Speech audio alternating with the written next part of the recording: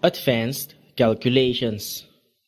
Wanneer u een wiskundige berekening uitvoert in Excel, wees voorzichtig met voorrang. Berekeningen worden van links naar rechts uitgevoerd, waarbij vermenigvuldigen en delen worden uitgevoerd voor optellen en aftrekken. Een ezelsbruggetje hiervoor is 4 dagen op Albina.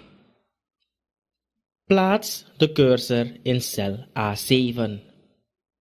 Typ is gelijk aan 3 plus 3 plus 12 gedeeld door 2 maal 4. Druk op Enter. Microsoft Excel deelt 12 door 2, vermenigvuldigt het antwoord met 4, telt 3 op en telt vervolgens nog een keer 3 op. Het antwoord 30 is weergegeven in cel A7. Om de volgorde van de berekening te wijzigen, moet u gebruik maken van haakjes. Microsoft Excel berekent de informatie tussen haakjes als eerst.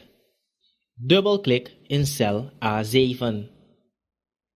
Plaats 3 plus 3 plus 12 tussen haakjes. Druk op Enter. Microsoft Excel telt 3 plus 3 plus 12 op, deelt het antwoord door 2 en vervolgens wordt het resultaat vermenigvuldigd met 4. Het antwoord is nu 36.